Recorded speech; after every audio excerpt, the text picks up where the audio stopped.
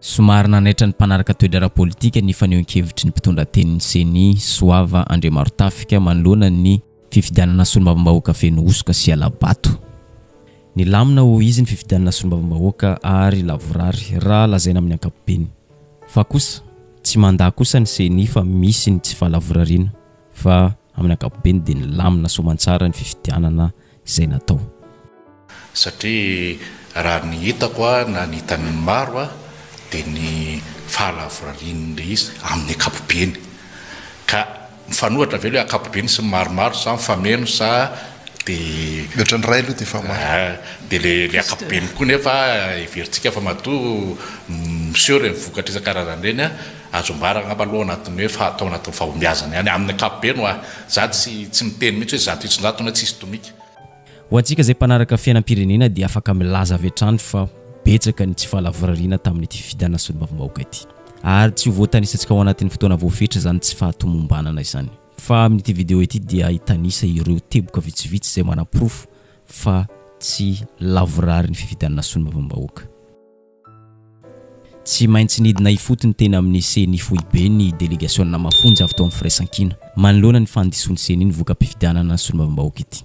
Hitantsika misahary io ny délégation toy ny filoha teo aloha Marc Ravalomanana, filohan'ny mpanjakana teo aloha Rivo Rakotovao, parrain Auguste Richard sy Albon Rakotoarso ary ireo délégation niaraka tamin'izy ireo. Ny fidinana ifotony izay nataon'izy ireo mampiseho fa fantatra izy ireo ny tetika maloto izay ataon'ny CENI manova ny voka-pifidianana mandiso ny voka-pifidianana solombavambahoaka. Nampatsiahy ny CENI izy ireo fa tsy azo ataony mamilivily ny safidim-bahoaka ary tsy ekeny vovonana firaisankina izany tetika maloto anovany izany voka-pifidianana zany hoy filoha teo aloha Marc Ravalomanana raha niresaka tamin'ny mpanao gazety izy. Io latrety nge safidim-bahoaka tsy azo vilivily. Tsy azonay atao mihitsy mamilivily an'io ary tsy ekena koa na milivily azy. Efa zay ny fanambarana ataoko foana indrona kely. Tsara famepetra tsara tsika hoe tokony amin'ny fahalalahana anay ianareo amin'ny fikarakarana an'io dia atao mangarahara koa ny fanaovana azy. Zay ny atongavana ity nilaza azy fampatsivana. Dia mbola ao anatin'ilay fikarakarana zao nareo dia ataovy manaraka an'izay satria be dia be loatra fitiaraina toko aminay tsy fanarahan-dalàna. Mbola ity fidinana ifotony tena amin'ny CENI foibe ihany dia nanehonevo ny Rivo Rakotovao manoloana ny hoe efa mibata fandresena ny vovonana firaisankina fa nahoana no mbola misisika makany amin'ny CENI. Eny misy ihany koa ny resy ao anatin'izany fa nahoana no mbola mankeny amin'ny CENI manoloana izany rehetra izany. Toy izao navalin'ny Rivo Rakotovao notsipiany mazava tsara fa sao dia misy diso fijery manoloana ny toe-java-misy ankehitriny. Tsy hoe resy akory no antony nandehanan'izy ireo tamin'ny CENI fa fijoroana amin'ny fahamarinana. Na mitarika aza ny firaisankina dia takiana foana ny fahamarinana sy fampanajana ny lalàna satria izay ihany no fanantenana farany ampandrosan'ity Madagasikara ity dia tsy izany fa fampanjakana ny fahamarinana sy fanajana ny lalàna. Raha mipetraka izany rehetra izany mazava ho azy fa ilamina ho sambatra sy androsy Madagasikara ity hoy Rivo Rakotovao. Tiana firenena malagasy atsika rehetrarehetra na nandresy ianao na resy ianao tsy marina foana zay zany nenay no entinay lalatsaina mitondra an'ilay izy misy mandresy nenay ao misy resy tsy zay akory ny olana dia tsy fanarahan-dalàna reny entsika rehetra chef district olo manao an'izao araka voalazany mpitondra tenin'ny firaisankina teo fa mihinana vela manao an'izany nga ianao raha chef district dia tsy manaran-dalàna ianao na lehibe ampokotany eto ampovoanina Antananarivo eto lozana manao propagande zay zao tany Majunga PDS ny Majunga ville mitsangana miaraka amin'ilay candidat manao propagande zany ve no eketsika fa raha miteny an'izany ve dia eritreretina hoe nareo maninona nareo tsy azo ekena ho azy zany taona 420 ve zao dia mbola hozahany foana ty Madagasikara ty zany ijoroanay ary mangataka ny rehetrarehetra mihitsy ijoro amin'izany fa tsy mbola andro firesahany zao hoe ranona mandresy ranona resy fa andro firesahany zao hoe andaotsika mba hanao ny marina anajany safidim-bahoaka. Nofatoran'ny parrain Auguste Richard tamin'ny tenin'ny Florent Rakotoarso manoloana ny filazany hoe hikapoka mafy sy anasazy amin'ity fifidianana solombavambahoaka ity satria ny zavatra tsikarotra dia ohatran'ny olona tsy eto Madagasikara ny HCC tsy mahalala ny toe-java-misy ankehitriny ohatran'ny hoe tsy maharaka ny toe-dra rahampirenena miseho ankehitriny izy ireo. Parrain Auguste manokana dia mahalala tsara fa fantatry ny HCC ny toe-dra rahampirenena ankehitriny ary hitan'izy ireo tsara ny fanitsakitsahan-dalàna ataon'ny olo-mpanjakana toy ny filoha-pirenena, chef district, préfet, adjoint chef district, chef pokotany sy ny sisa. Fantatry izy ireo zany. eto dia mampitodika ny ACC ny parena Auguste Richard fa ireo olo-mpanjakana ireo no tena manimba ny fifidianana. Izy ireo no tena manitsakitsaka ny lalàna amin'ny fifidianana. Noho izany dia raisina ndraikitra ary kapohy mafy ireo tsy manara-dalàna. Nataony président ACC nanao fagnambarana izy fa tena anao ny mety aragna chasse dia zay mbola tazominay amin'izay zavatra tenin'izay izy. Izy koa ny matetika ry zareo amin'ny intérieur ny chef de district sy ny adjoint chef de district dia préfet ireny ny tena manimba ny élection ty. Izy ny tena manimba mibaiko an'io dia mibaiko ny fokotany mibaiko ny bureau de vote. Zay zany ny tena manimba nyty élection ty. Ary zay mba niresana hita amindreo zay mba maka disposition anareo amizanareo fa magnapotika ny élection lasa ny senianana ny responsable amin'le zavatra misy.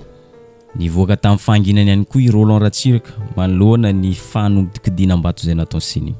Nivoaka mpifidianana original tao an-toerana tao Toamasina dia mitarika Roland Ratsiraka ary amin'isa ambony dia ambony. Tampotampoka teo dia nataony seny mitarika indray ny vovonana Irmara ary napetraka izy ireo fa 26 ny elanelan'ny vato ny Roland Ratsiraka sy ny vovonana Irmara. Tsy manaiky zany rehetra zany ny Roland Ratsiraka satria tsy marina zany fa zavatra amboamboarina, zavatra fake no ataony seny sy ireo mpiara-miasa aminy. Vokatr' izay dia namoriny vahoaka izay mpanaradia azy Roland Ratsiraka tao amin'ny QG-ny ary nampafantatra ny toe-java-misy ankehitriny. Na dia zany nefa mba nanao action ihany Roland Ratsiraka, nangataka fampitahana tamin'ny seny fa tsy nasa nanao an'izany izy ireo satria matahotra fabaraka, matahotra ho tratra ny alatra sy ireo fanodikodinana vato sy familivelina ny safidim-bahoaka izay ataon'izy ireo. Ary misy 1500 voix avance neny candidat numéro 4 ny tegnako zany. Ny résultat navoakany zareo le andeha tadiavin'ny zareo avoaka izay contestenay dia zareo manana avance 26 voix. 26 voix zany ny avance. Dia za moa ny hevitra hoe ty fifidianana ty zany adio angarara ary tsisy mangalabato kanefa nenareo le oronan-peo teo lehibe ny fokotany maro nagnantona nagnazava fomba nangalarany zare vato mampalahelo zany ary sorako ihany koa le lehibe fokotany nagnantona misy tsy momba ny nana hoe ahoana fa tia matahotra agnano raha maloto dia tonga taty dia nampafantatra hoe mividigna olo 25 000 isak'olona nividigna ny andeha andatsabato dia eo ihany koa ny zavatra natao tadiavin'ny sasany natao kanefa tsy vita fa misy ozy na vita dia osika amin'ny PV. Osika amin'ny PV zany dia zay mahatonga le PV aty aminay tsy mitovy amin'le PV amin'ny CENI. Donc zany mangataka zahay confrontation des PV zay agnatin'ny lalagna. Agnatin'ny lalagna hoe raha vao hitanao tsy mitovy amin'ny PV avoakan'ny CENI ianao dia mangataka confrontation. Kanefa le confrontation efa sabotsy ariva zay mangataka satria za nahazo an'le résultat fausse io dia nangataka le confrontation dia tsy masaky zare. Raha madio zare mangarahara raha jiaby bureau de vote par bureau de vote fa zare tsy madio.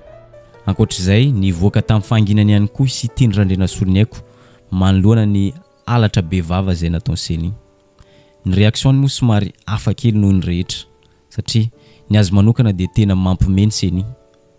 Zavatra efa hita hoe raha angalatra izy ireo dia efa hita hoe mangalatra dia mbola miditra ihany dia mbola misisika ihany manova vato, manova ny safidim-bahoaka. Fanampin'izay nivoaka tamin'ny fanginany ihany koa izy manoloana ny tsy fanaran-dalàna maro niseho tao Toliara toy ny fanaovany sevo-pokotany, propagande, miakanjo ny akanjo volomboasary toy izany ihany koa nataon'ireo olo-mpanjakana maro tao an-toerana hoy izy. Fa maninona ny candidat anankiray fa mihoatra raha atao en totalité le ao amin'ny PV. Safe zany zéro dolo zany ny azy amin'ireo raha nefa tsy denisy izay zavatra iray. Tsy denisy izay zavatra iray. Ka miantso atsika aho tompony andraikitra maefa maleo tena isika CENI mba hijery manokana an'izany fa za rery ve no mitapy ny ordinateur ikotina vato misy any cité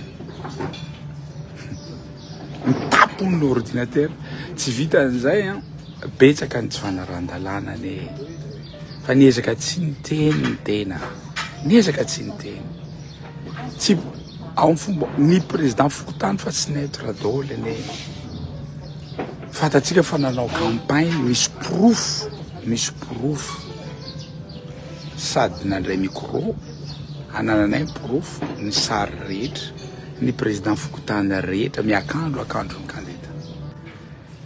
Natao ihany tsy teny ary niezaka nangina fa tena hitako hoe fa tsy rariny koa. Mampime no sady mampalahelo ny toe-javanisy tamin'ny district eny Amparafaravola. Teo ampanisana vato tamin'ny fotoana fifidianana tamin'ny 29 mai 2024 teo dia nitarika foana ny vovonana firaisan-kina tamin'ity district ity. Tampotampoka teo dia maty ny jiro, dia teo no nanomboka ny magia nataon'ireo mpanisa vato. Tampotampoka teo dia nitarika ny vovonana Irmara ary tsy nijanona intsony. Dia lasa faharoa ny vovonana firaisan-kina ary ny vovonana Irmara kosa nitazona larina voalohany. Tsy mino an'io voka-pifidianana io ny mponina ka nangataka nanao fampitahana satria somary mampiahiahy ihany ny fiakaran'ny voka-pifidianan'ny Irmara.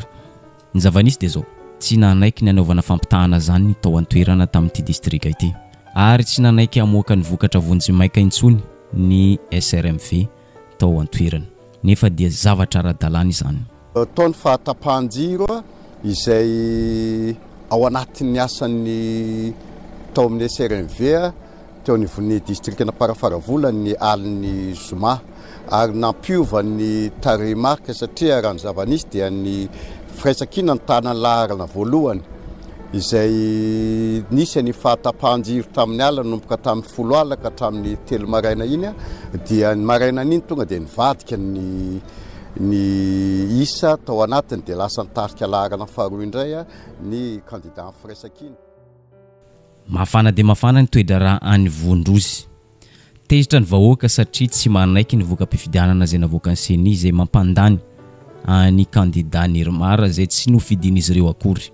Ny voka-pifidianana tao an-toerana dia mazava fa lany ny candidat izay nofidian'izy ireo dia tsy iza zany fa candidat indépendant Randrenasolo Volatina Pauline. Ny zavanisy dia zao 4000 mahery kely ny elanelany vatony ity candidat indépendant ity sy ny candidat Irmara. Ny zavatra nitranga nefa novain'ireo tompona ndraiky mpifidianana tao an-toerana ny voka-pifidianana tao no terena 20 manta nampiakarina ny tahanisan'ny candidat Volomboasary dia tsy iza zany fa Bototefy Hermanantso Odilon. Rehefa vita izay mission izay dia nentin'izy ireo ankiriny niakatra renivohitry ny Tananarivo ny voka-pifidianana. Tsy navela akory ny mponina nanao fampitahana fa nentina nitsoka ohatran'ireny mpangalatra ireny izy ireo tamin'ny andro alina. Dia rehefa natao anefa ny fifidiana nandresy tamin'ny Isambato ambony dia ambony i Madame Pauline eo amin'ny 700 gn'elangelam-bato. Ny mampalahelo anefa natao ny Isambato niova me farany novany zareo tao meseny dia omaly dia nampiandrasin'izay hoe hoavoaka ny vokatry vozomaiky nanomboka tamin'ny 20 zahay nandigny teo sisy. Dia avy eo amin'izay tapitapiky teo handeha ireo zay regny ny vato rehetrarehetra erana district efa ampidirindreo agnaty tombilo dia sy nagnaiky vahoaka teo savorovory teo avoao ny vokatry ka raha mampalahindreo hamoaka ny vokatry io vokatry efa novany zareo la voka-pifidiana tao agnaty district natao mitariky ny candidat numéro 4 zay candidat ny Irmara ka malahelo zahay vahoaka ato agnaty district ny Vondrozo ary maneho ny alahelonay hay ary tsy hagnekatra ame farany ny fagnisaky zany zonay malagasy mitovy amin'ny malagasy rehetrarehetra zahay to Vondrozo. Mbola tsy fahatomombanana ny fifidianana solombavam-bahoaka ihany no resantsika eto. Ity sary hitantsika ity dia tao mora feno be. Araka ny hitantsika eo amin'ny vidéo ity dia tratram-bodiomby ny chef district ny mora feno be nanao propagande ny candidat Volomboasary. Araka ny hitantsika eo amin'ny sary io dia tratra teo ny moto ny mpanjakana, ny afisy ny candidat izay toanany sy ny sisa fa izy kosa dia nitsoka rehefa nahita caméra satria fantany fa tsy ara-dalàna ny zavatra ataony. Fantany ihany koa fa mety ampiala azy eo amin'ny toerana izany rehetra izany dia naleo no miaro tena.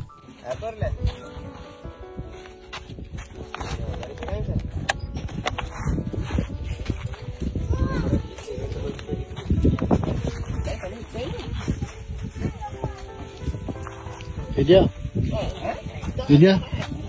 vao nakati aloha sitomboka vao nakati fisy. Vao sitomboka.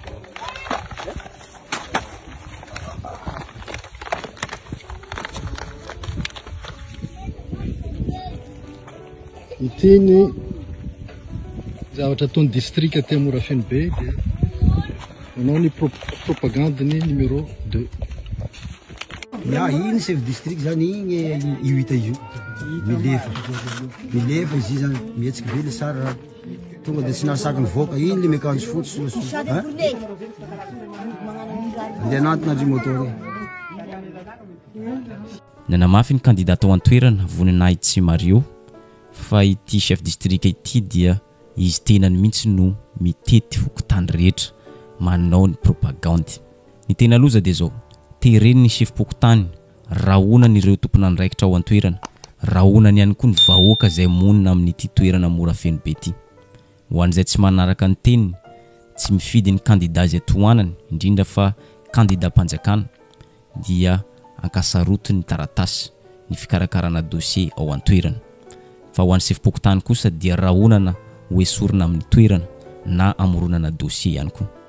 Mampalahelo be ny zava-misy. Nakorotan'io chef district io ny fiarahamonina mihitsy ny tao Morafeno be satria mbola tsy nisy fifidianana tahaka izao ny tao. Ny antony dia izy mihitsy no mitety fokotany manao propagande ny candidat mpanjakana.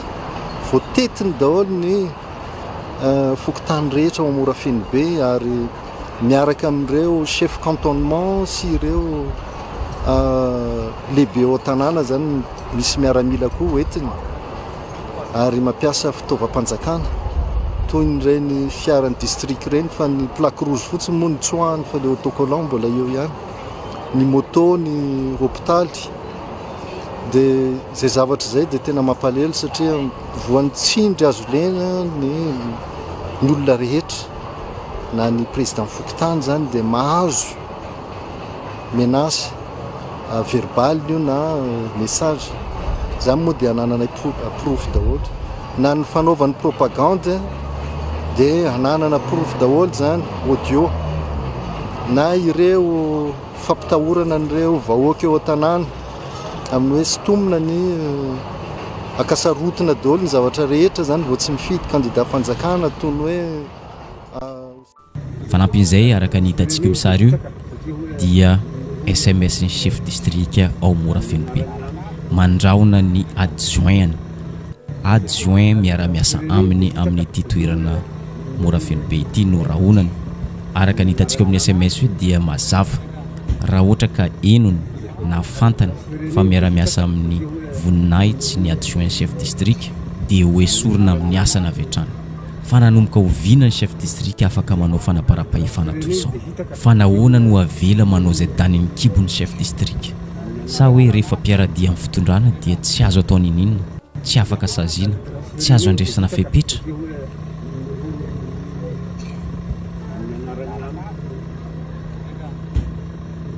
Ity hitantsika amin'ity vidéo ity indray ny afera tao Sakalaly district News.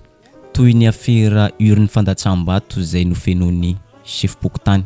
Zany hoe araka ny fantatra dia tamin'ny 5 sasany maraina dia efa feno sahady ny urne fandatsam-bato nefa mbola tsy nisy mpifidy tonga tamin'izany tamin'ny 5 sasany zany.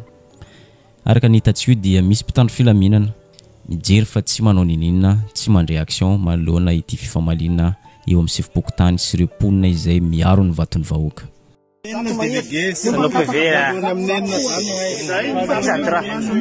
Olo fito olo teto ve olo firy ve teto sy mbola nahita olo raiky tamin'izy teo nandrasabato tao olo raiky fosiny olo firy teto saina le vato ao vita isaky le vato ao dia vaina tonga PV atody amin'izay lasa zay zany mahatonga ny hoe ny fanjakana zany mandia ambany zany fa sy magnavy sy décision safidim-bahoaka zany sy ilaina zany fa safidin-dreo avao ny ilaina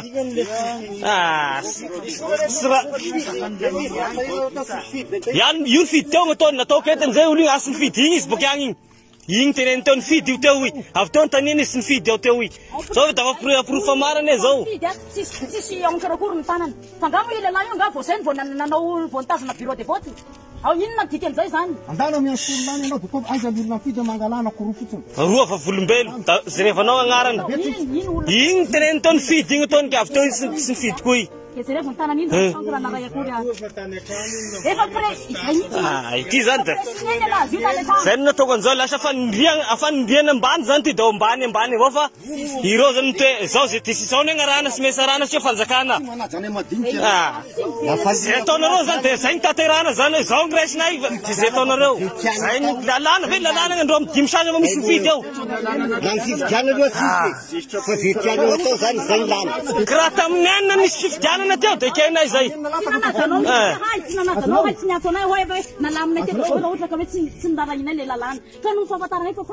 sady am dimy sasany zao sisy mbo sisy mpifidy angamba sisy an'izay agnaty lalana anareo agny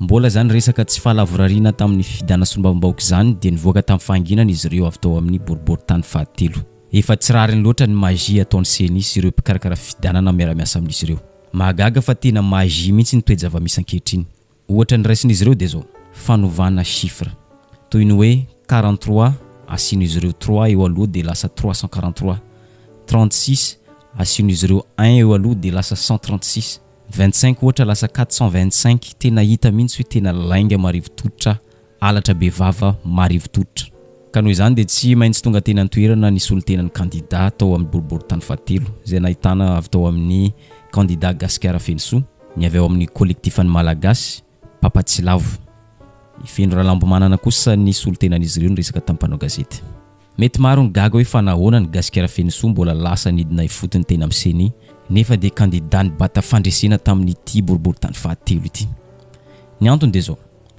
tsy ilay mandresy no zava-dehibe fa ny fampanjakana ny fahamarinana tsy maintsy apetraka zany rehetra zany raha te handroso sy te hanana firenena vanona isika afatra ho an'iry mara kosa mahaiza mipetraka rehefa tsy nofidiany vahoaka aza misoratena olanym-bahoaka rehefa tsy nofidiany vahoaka mahaiza mipetraka hoy ifenora lambomanana eto dia io anomaly io dia tena misy vato mihoatra 300 anankiray ireo PV-tsity ireo misy ao anatin'ny PV-tsity io dia ho an'ny candidat ilay misy candidat tonga dia mahazo 300 mihoatra raha ohatra hoe izy 43 le vato dia nampina 3 eo alohany dia lasa 343 misy koa anankiray izay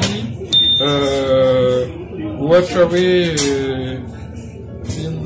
ohatra zao hoe 36 vaton'ilay candidat dia lasa nampiny 1 eo alohany dia lasa 136 dia misy koa anankiray hoe 40 dia nampiny 1 eo alohany dia lasa 140 reo dia io soavinandriny le faharoa le akazo mangandaharo tokony ho 43 izy dia nataony 343 zay tena reo PV anankitelo reo tsy taty amin'ny seni reo idetectenay hoe misy anday fangalarana reo zany dia miandry ny seni zay moa nametraka fanontaniana tamin'ny seni zay hoe ahoana tokony ataonay dia valiteny seni hoe hitady izy tena ohatran'ny valiteny somary manahirana anay ihany zany hoe zay miteny hoe zay candidat reto dia manana an'ireo PV reo ka tsy afaka raisinareo hoe zany fa tsy maintsy le hoe le anareo seni ihany no raisina dia teo moa zany dia misalasala valiteny izy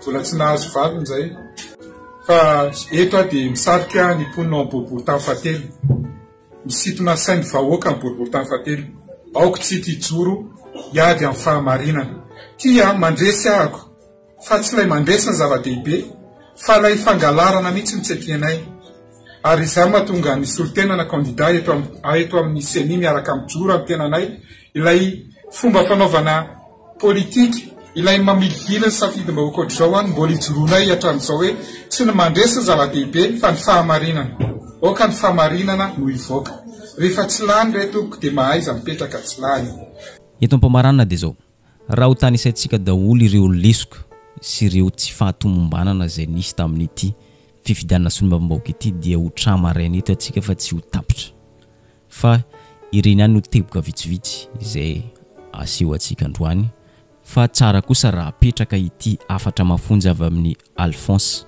Rakotondrainy be. Toy izao ny afatra. Tsy avitra intsony ity Madagasikara malalantsika ity raha tsy mijoro isika malagasy.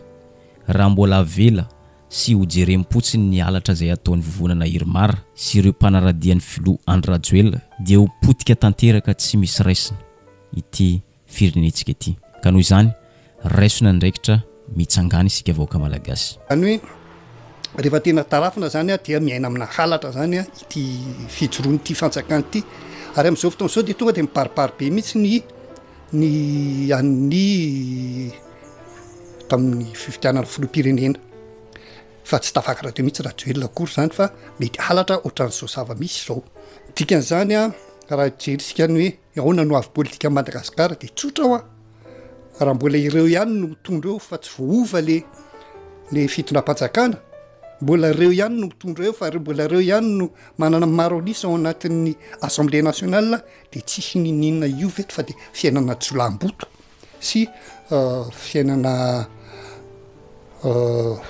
halatra, miaina amina halatra foana. Tsinika izao mbola mametra fanontaniana malagasy hoe nakaizy ty volameny, nakaizy ty bois de rose, nakaizy ty ino ty ana palissandre, nakaizy ty vola 2 milliards atao anaty malina natao mobile, zany rehetra zany mampametra fanontaniana daholo. Ka ny dikan'izany no avy politika Madagasikara dia tsy misy fa halatra. Ary zay ihany koa mamarina ny videontsika androany, azadino misabone sy manisy izay amin'ny videontsika amin'ny manaraka indray.